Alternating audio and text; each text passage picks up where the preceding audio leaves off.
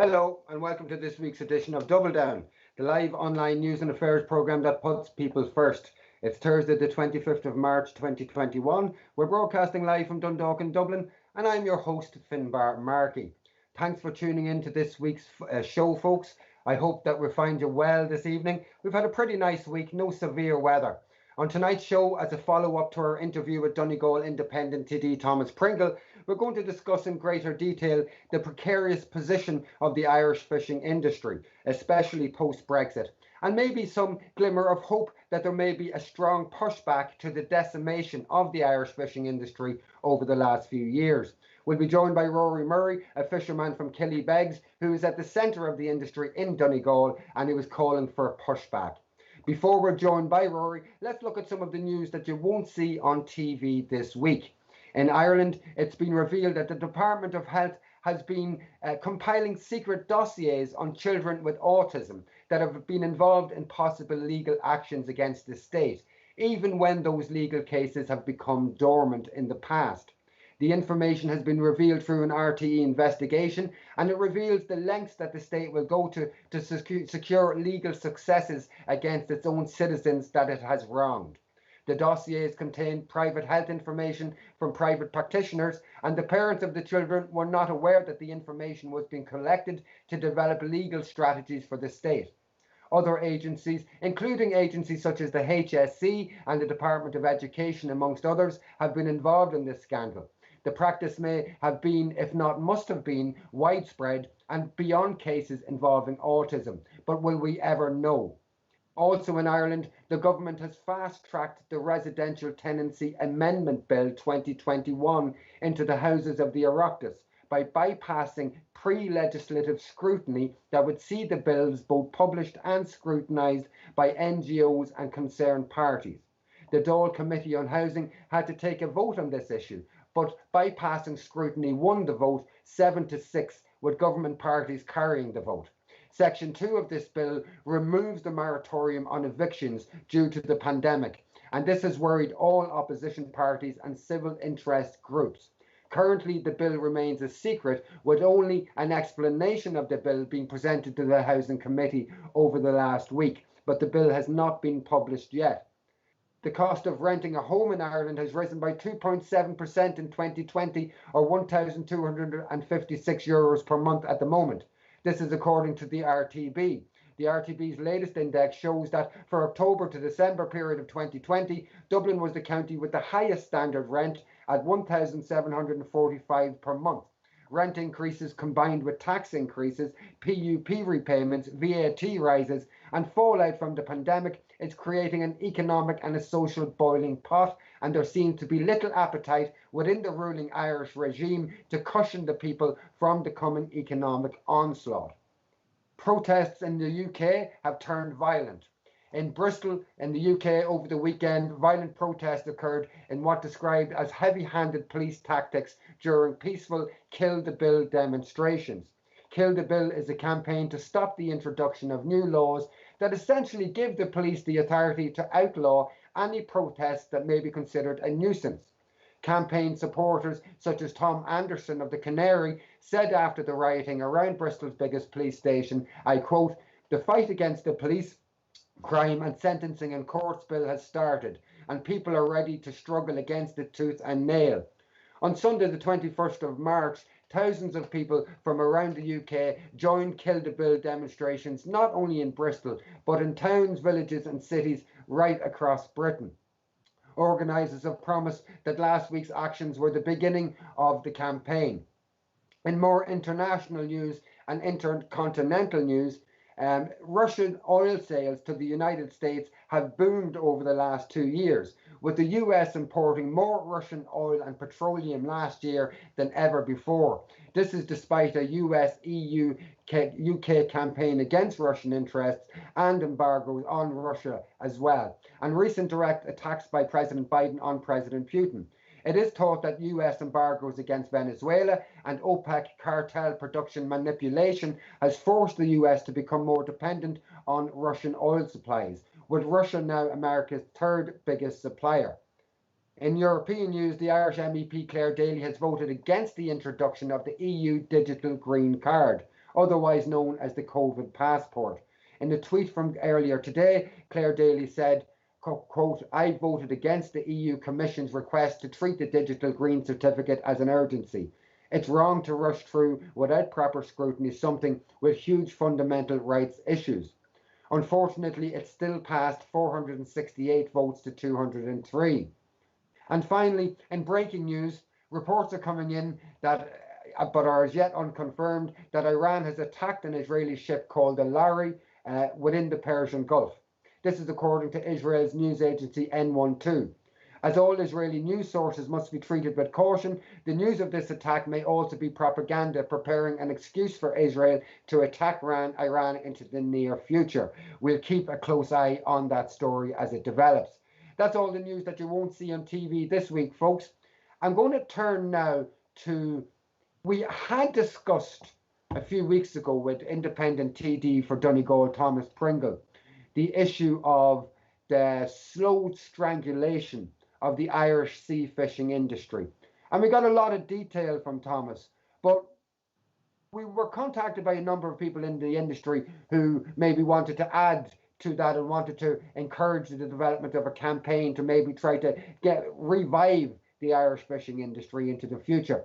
So we put the feelers out for somebody who we felt was truly representative of fishermen in Donegal and around the Irish coast. And we're joined tonight by Rory Murray, who is a fisherman in Donegal. His father is a fisherman. They come from generations of fishermen, our fisher folk. And he's going to talk to us tonight about how the industry has been strangled over the last 2 or 3 decades, how Brexit is affecting the, and how there is a glimmer of hope that the fishing industry may come together to try to resist what some are saying is the coup de grace, the final attack on the industry before it's fully killed. Are you there, Rory? Can you hear me?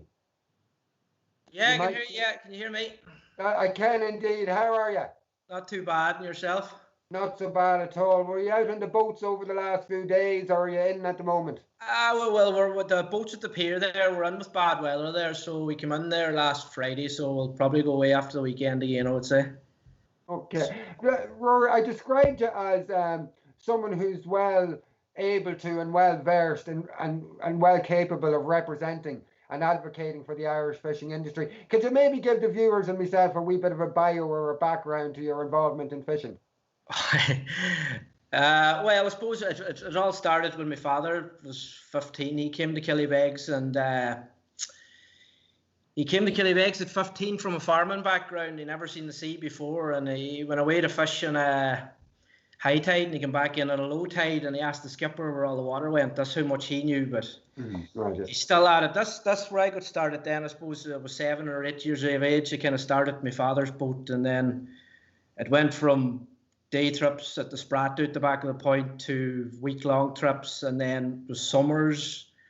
And then I'd finished my leaving cert because my mother wanted me to finish. But the day I finished my leaving cert, I went to fish at 16 and 37 this year, and I'm still at it. So it's in your blood, as they say.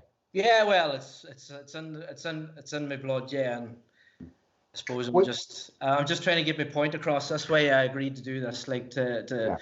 I'll be damned if I watch it go down the tubes because of some suits. Like. Yeah. Okay. We were speaking to Thomas Pringle, as I said, a few weeks ago on the subject. We got lots of information from Thomas. From your perspective, we did start off with Thomas at the beginning, going back to when Ireland joined the EC back in 1975/6. Let's hop back forward to Brexit. What has Brexit done to the fishing industry, do you think, in Ireland? Well, I suppose like it was no secret when Ireland joined the EC that they got the crumbs back then of the table. Mainland Europe held most of the quota. Ireland had the crumbs. And it just seems that this Brexit deal now that's gone through is really the last nail in the coffin for the Irish fishing industry. It's going to decimate Killybegs. It's going to decimate all coastal communities around the coast. If you're giving away €42 million worth of quota and expected to survive, you're deluded. Like it's just gonna rip communities apart. Like it's gonna close. What do you mean when they give away? So what percentage do you think that is of the quota, that 42 million? Well, it started with 15% this year, but it's going up. It's going up to 25% in the next 4 years. So it's a transition period. So this year we've given away the biggest chunk that we can give away, but over the next 4 years we're gradually giving away more quota every year, if you know what I mean. And well, what do you mean by giving it away? Just explain to, because a lot of people watching just won't have a clue what that means. Well, when the Brexit deal was done, we were listening 4 years to the EU saying that they were going to get sovereignty over their waters, and we were going to have to pay back some of our quota to them. So when 4 years, we were told by the EU that every EU country was going to pay the, even burden, such to say, and we were all on board with the even burden. But when the heel come to the hunt, when the deal was done on the 24th of December, Ireland actually fared out way, way worse than any other EU country. We basically carried the can for the rest of them, so the status quo could remain for the rest of them. That's basically it. And we're being squeezed out while the rest of the EU countries are building bigger and better boats. And in 5 years' time, I really don't know. I just can't imagine what Killybegs is going to be like in 5 years' time if nothing's done. Like that's the heel of the hunt is Finbar. We were thrown under the bus, so the rest of the EU countries the status quo could remain for them. Like that's just the long and short of it. Okay. And well, I want to talk in a lot more detail later on in this interview in relation to who got what and what other, like when we're talking about Brexit and fishing, I think the Irish people are led to believe that the only people involved are the British fishing people and the Irish fishing industry. But there are other industries way beyond, far away, that are actually getting slices of the cake, as it were, and appear to have the Irish and the British industries at each other's throats. So we'll go to that in a minute. This 42 million, or up to 25% in the next 4 years, what's that going to do to the fleet? Is it going to reduce the actual size of the Irish fleet? Do you have any numbers, any indicators? That is a good question, because there's the way it is now and the way it's going to be is there's going to be too many boats and not enough quota. After 4 or 5 years, the quota's going and going and going, so there's going to be too many boats, and our government's too many workers. And too many workers. Too many workers, and our government's answer to that is decommissioning. And once you go down that road, people are losing jobs. They're moving. They're going to move away from Killybegs because there's no jobs for them anymore. Like, this has a knock-on effect. It's just not fishermen. It's welders, net makers, hotels, hairdressers. Everything in the coastal community comes out of a cod end. People need to understand that. Fish out of the cod end pays for everything in coastal communities. And when you take away quota, it takes away money. And when you take away money, that's it. It's going to be the ruination of coastal communities all along. And our government's answer is decommissioning. So we are in a position now. You believe that other states are investing in? Oh yeah, they're building bigger and better boats. Like but not to say there's Irish companies too that had invested heavily, and they're willing to fight too now. But it's a sad state of affairs when the people that are supposed to protect your fishing, they gladly sat back and watched it while all this was going on and signed off on it. Like Minister McConnell was one of them, and I think Simon Coveney is every bit as much to blame. And I honestly, if they'd done this years ago, they would have been up for treason. Like it's really is giving away your national resource and just sitting back and letting it go. Like it's criminal as far as I'm concerned. When we spoke to Thomas Pringle a few weeks ago, he had explained to us the decimation that was being caused to a large degree, but also that this is not new, that this has been going on since the 1970s. Yeah. That originally, now, Thomas has said something that is sadly amusing in a way, I suppose, or ironic might be the word to use. Thomas had maybe was being overly polite in describing. He said that the Irish politicians had submitted underestimated figures originally to the EC, and that those figures have been used historically since in terms of allocating quotas to Ireland, whereas the other government states, other states involved in that process were overestimating their quotas to get more when it was being divvied out eventually. You told me when I was speaking to you, preparing for this interview, that in fact there was an element of greed sometimes in that the Irish fishing industry at the time didn't really want to maybe pay their full wallop of tax, so they underestimated their catches, but that came back up to bite them in the arse, for want of a better phrase. Would that be a right assessment of how this originated? It probably would be, yeah, because the French and the Spanish and everybody else knew what was going on, but the Irish didn't. So in a way, it was twisted to suit the EU and screw the paddies over as always, and that's the deal that was done. And the EU brought in rules then to look after all this, called relative stability. It's more or less relative stability was to look after quotas in every member state, but the relative stability was brought in to look after all these quotas. But when Brexit happened, the relative stability went out the window. Like the EU will make rules up to suit themselves, but when they want something, they'll bend the rules and they'll break them. And it seems to be the way with the EU, and our government will gladly stand by and watch, and they'll do nothing. Like. Okay, so this relative stability was about maintaining the status quo, which was not good for Ireland anyway. But we didn't have much quota anyway to start with, so it was to stop us trying to get quota off other EU member states. Like. Yeah. Now, it would appear on the face of it that anyone that listens, I was looking at Twitter and I was checking out what the British Voice, the fishing industry's voice was, and they're giving out about the Brexit deal too. And they're saying that they're getting a bad deal. This deal that was set, it actually, there's a very few people that benefit from it. It's mainland Europe has benefited. The status quo remains for them. They haven't given up much quota, as we said. The English Channel, the Beamers in the English Channel actually have less quota, and the French can still fish into the 6 mile of their limit. So they're not too happy about that, because they thought once Brexit happened, that's the French outside the 12-mile limit. But as I say, the status quo remained, and the French can still go into 12-mile.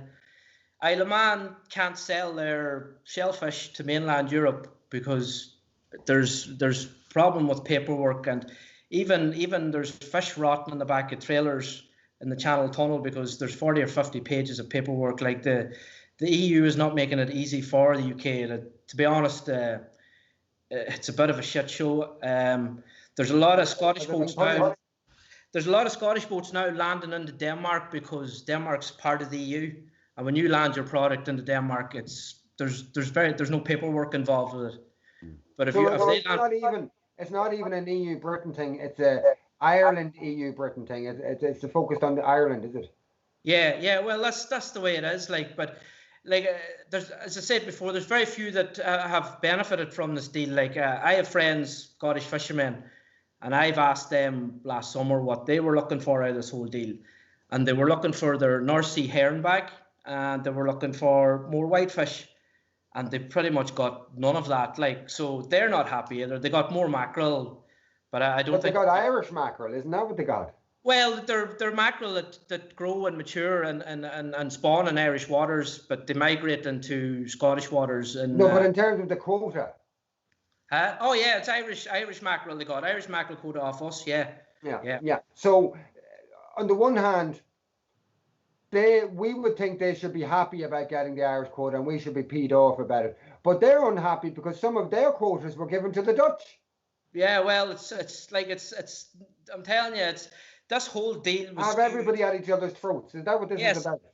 There's so many things going on at the table at once, but at the end of the day, this whole deal was skewed to look after mainland Europe boats. The French, the Spanish, Dutch, Belgians, Danish, Germans. They've pretty much walked away, rubbing their hands, and everybody else has been screwed over. I think there's something, in a historical context, there's something colonial about this.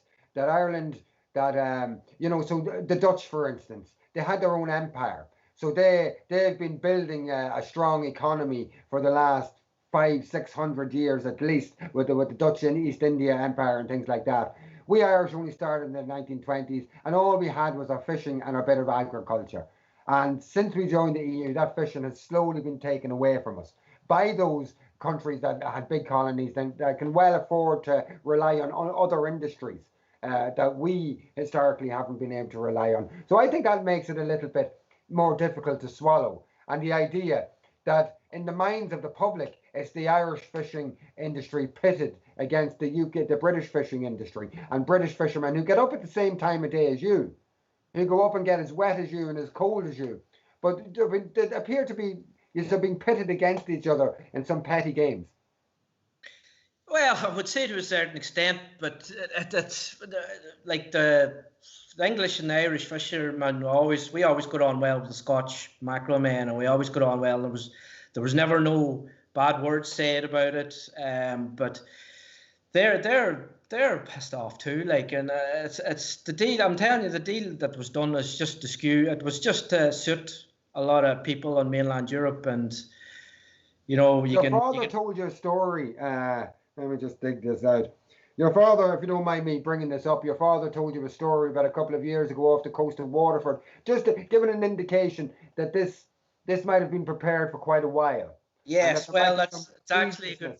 Yeah, well, it was actually in September last year. Sorry, my mistake. September, we were in Frederickshaven with the boat I'm on now. We were in Frederickshaven, and my father rang me and said he was arrested.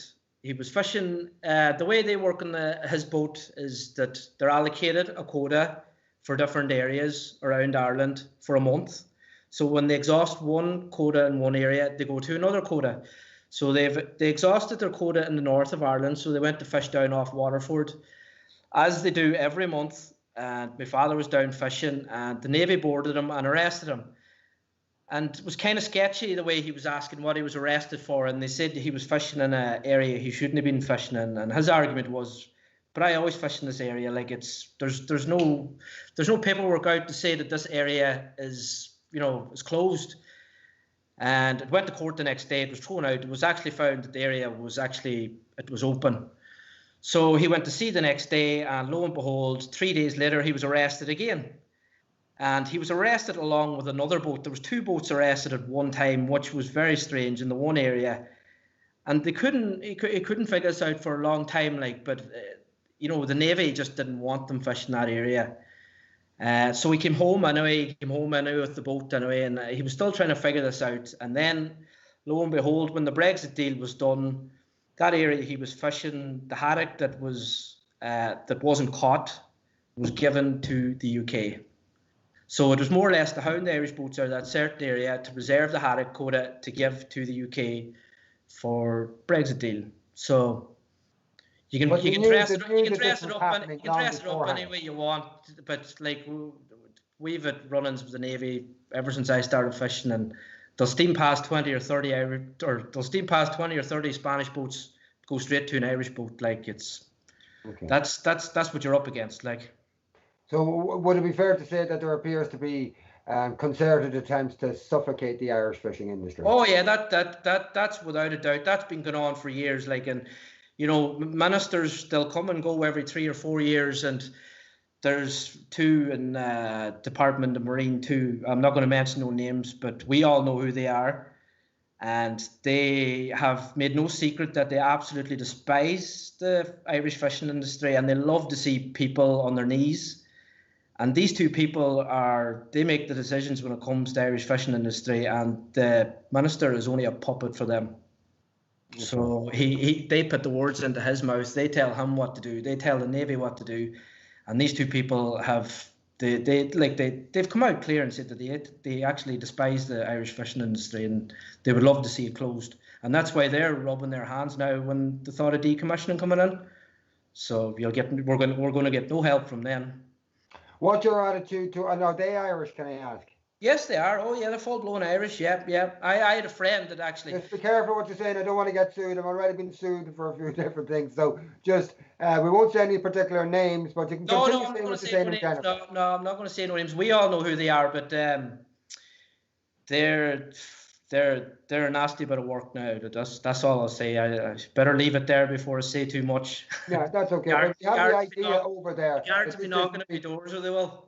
Yeah, but we have the idea that this hasn't been done by foreigners. This has been facilitated by Irish people. This is our own people. Like that, and that's what the most scary thing is. Like, at least if they come out fighting and saying this is not right, that's not right, maybe even to to say something bad about the EU, to criticize the EU, but none of that goes on. Like, they would rather see us suffer than prosper. And like we've one of the biggest natural resources off the west coast of Ireland in the Northern Hemisphere, renewable resource, and our own gang, our own politicians, our own civil servants they're just turned their back on us, and they don't care, and they want to see us out of business, and that's the long and short of it. There is big potential in that industry, isn't there? Oh, there's massive. We know the potential as fishermen. The Brits know the potential too, because that's why they wanted sovereignty over their waters. The Norwegians were asked twice to join the European Union. They said no, because they know then they'd have to give up their waters. Iceland was asked to join. But mainland Europe knows the potential. The only ones that don't seem to know the potential is our own politicians and civil servants. I'll give you a statistic here now. The blue whiting fishery, it happens this time of year every year. It's mostly used for fish meal and fresh. Norwegian quota is in the region of 500,000 tonne, all caught off the Irish coast. Ireland is 35,000 tonne. 35,000 tonne. Compared to 500,000 tonne.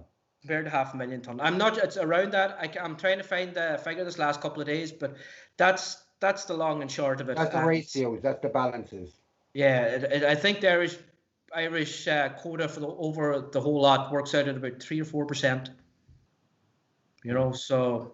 And at the same time, just to continue keep in context in the back of our mind, that other nations are investing in this industry because of the potential of it, and we are just, as my father would say, pissing it against the wind. Yes, we're throwing it away. That's the long and short of it. We've 4 years now where we're going to keep giving up our quota, and I don't know. I know a lot of boats won't survive, and that's where the decommissioning comes in, and that's why I'm here, trying to get our word out and see what happens. Before we talk about what could be done into the future, what do you think about super trawlers and that business? The super trawlers is always kind of a sore subject for us, because they can pretty much do what they want. There might be a word said in the Dáil to the government about how come the Navy don't board them. The Navy will board them a week later and put it all over Facebook and that they're doing their job, but realistically they're basically have a free hand. They can do what they want, they can catch what they want, and they go back with 4,000 or 5,000 tonne of fish back to Holland, and there's no checks or nothing on them. And these are literally like little towns. They're factory ships. Factory ships, yeah.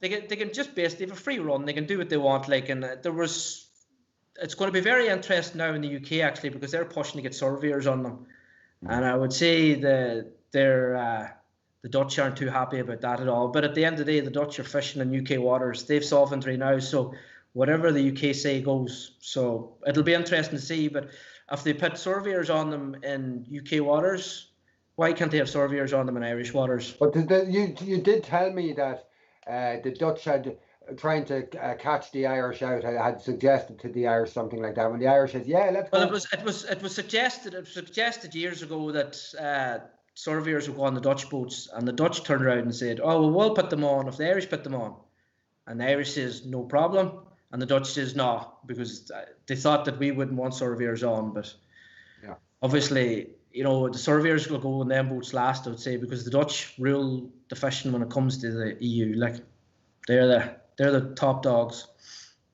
All of this stuff has been signed off, Rory, and it's in action at the moment. It would take some pretty serious demonstration of your collective will, to at least get them to say, okay, maybe we need to revise this, or we need to do something here because the Irish are not happy anymore.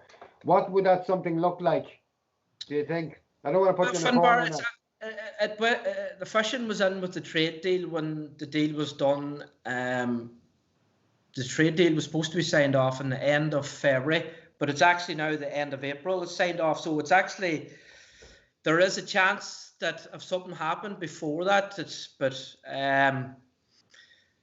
the end of the day, the government's not going to listen to us. Our POs can have all the Skype and Zoom meetings they want. I'm sick But do you not have loads of lovely big boats? Huh? Do you not have loads of lovely big boats that you could do something with? I'm Well, quite serious here because it's a serious matter.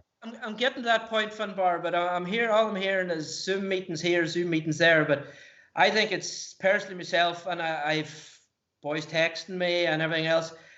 Do you honestly think if this deal was done to the French, what would they do? They would burn set the English Channel on fire. They would burn every Fiat and Renault in France, so they would. And that's why the French government are terrified of them. And that's why they were looked after the Brexit deal. But I honestly think, I'm not saying that we go down to Dublin and burn cars, but we could take the boats to Dublin, drop the anchor, and just get the government to sweat a wee bit and take notion that we're fed up giving away our national resource. We're fighting for our future, and it's about time we demand what we want and what we believe to be rightfully ours is quota in our own waters and enough to make a living. That's not, listen, let's be realistic here. We're not going to leave the EU anytime soon. That's definite. We're not going to get all our waters to ourselves. We know that. But at least we could have a set of balls and go over and go down to Dublin and say, right, well, we make a list of things. You're on our demand now. We demand this, demand that. We aren't moving until we get what we want. And just get them panicking and just get them to go over to the EU and say to the EU, right, this is what we want. Politicians to advocate for the Irish fishing industry, which is what they're supposed to be bloody well doing in the first place. They're not. They're not. That's the problem. We have no representative EU level whatsoever. We've a minister go over and he's probably like Oliver at the end of the table. Please, sir, can I have some more? And the EU boys are the other end of the table. He's probably saying, please, sir, take some away from me. Yeah, well, that's probably it. But listen, desperate times. And he's probably dipping in the other guys. Yeah, oh, definitely. Well, that is like desperate times calls for desperate measures, Finbar, and we are getting into desperate times now. And I honestly think this is the way forward for us because the time for talking is over, as far as I'm concerned. I think that those that rattle the cage loudest, as they say, get the attention. To start off this campaign, you guys, when I say you guys, let me just get this right now. You can say it out before I find it here if you want. The name of the campaign, the Irish Seafood. The Irish Fish and Seafood Alliance. The Irish Fishing Seafood Alliance. Do you get that, folks? The Irish Fishing Seafood Alliance. They have a campaign going at the moment and they like to get signatures for a start anyway. Yes, we have a campaign going. We've close to 4,000 signatures. We want to get a lot more, and if anybody that's watching us, please just go on and click and sign. And there's a few articles there, the cozy cartel enemy with, and these are all basically what I'm saying about the corruption that's within the Irish industry and the EU, who's running the industry, and just basically the way fishermen are being treated in general. So, there's another thing I would like to say too, Finbar. If Phil Hogan was still EU Commissioner, would this deal have been as bad for the Irish fishermen? I honestly seen him interviewed a few times, and he struck me as a man that had Irish interests at heart. So, he was gone because of Golfgate, but I don't think the Ireland would have been as far out as bad if he was still EU Commissioner. Well, I may not agree with you on that point, but we're certainly not going to fall out over the likes of Phil. So, could you give me a web address to get into that pamphlet? That petition? It's www.irishfishingseafoodalliance.org. Okay. And do you guys have a Facebook page? Is it Twitter? People want to link in and follow Facebook, you? Twitter, everyone. Cormac Burke is the man that's running it there. In the In the Sorry? next year, is there a chance that we could get a crowd greeting you at a harbour in Dublin? maybe, hopefully, we'll see if we can get what we want, and maybe we can get the minister and the Irish government to listen to us to start with. We've to sort our own house out first before we can do anything else. Like, you know, it's like I'm only on here to advocate to say that we are in desperate times, and there has to be some serious action done, and fairly shortly, or we're going to have no industry left, and that's the long and short of it. And the EU is going to win the whole lot. I think the whole country is moving into desperate times, and the Irish fishing industry could in fact be a part of saving us from those desperate times into the future. Rory, I hope to have you in the show again. If there's any developments, please keep in contact. Thanks for coming on. And just to any viewers out there, link in with Rory, link in with the Irish Fishing Seafood organisation, sign the petition and get involved in this campaign, because fishing could be one of the pillars that salvages Ireland in a time of economic crisis that we're moving into. Thanks once again, Rory. Rory. All right, thank you. Okay, night, Rory. Night. Okay, folks, that's the show for tonight. Again, once more, thanks to Rory for coming on. We were not going out live on Facebook tonight, at least when we started to record at 9 o'clock. We weren't live on Facebook, though we were live on Twitter and YouTube. We weren't live on Facebook because it would appear that our producer, Stephen, who created the original Irish Inquiry platform on Facebook, has had his account or profile cancelled for a period of days due to some stories or some images that they had put up last March, so a year ago, in relation to asking some questions about the COVID regulations and things like that. Nothing extreme, nothing controversial, just some interviews with a barrister and a professor and things like that. So Stephen has had his account pulled for a few days, which meant that the Irish Inquiry was not able to go out live this evening, though hopefully you will be watching us by now. Stephen, do you have a few of those images there? The reason why you were pulled. So here's just some of the images coming up now. So this is why Stephen was pulled. It really is at this stage developing into an attack on free speech. It's you may not agree necessarily what somebody has to say. Somebody may present facts that contradict somebody else's facts. That's the nature of discussion. That's the nature of debate. In the world where there's academics who disagree on things, they both can present data, subsets of data, and they both need to be examined and looked at. But it's down to the public ultimately to make their mind up on things, not Facebook and organizations like that. There seems to be an increasing pressurization or suffocation of free speech around COVID.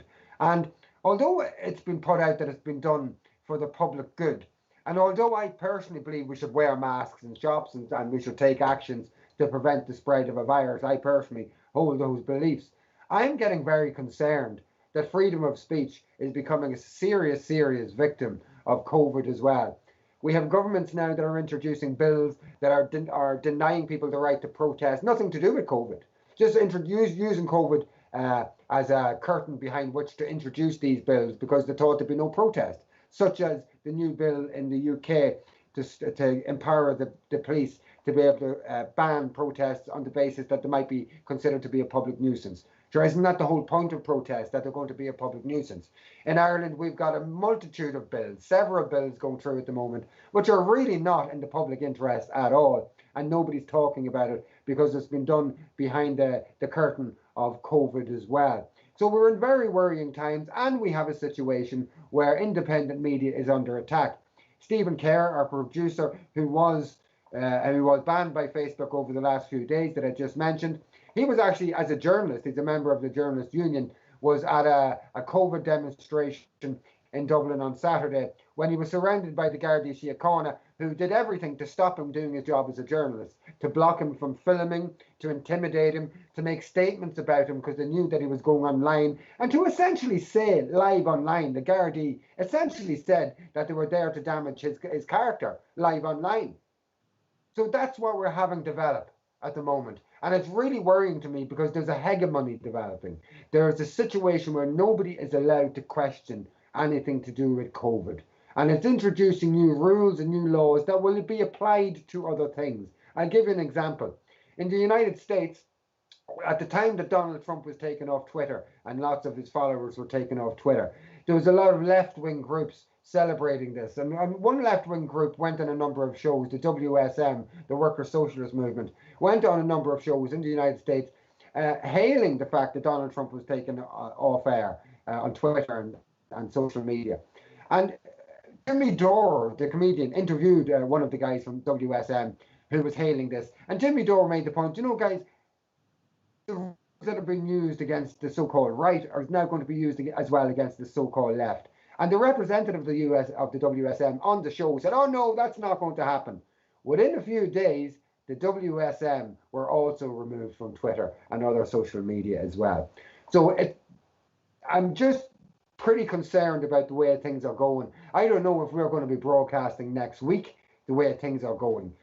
So I hope we are. We're going to have a great show next week. And so I just wanted to explain, first of all, what was happening there with regards to maybe us not being out live for this show tonight on Facebook. We have a great show lined up next week. We're merging Centre Ground with Double Down. So Anna Kavanagh, the great independent journalist, is going to be working with me, taking half the Double Down show from next Thursday at 9 p.m.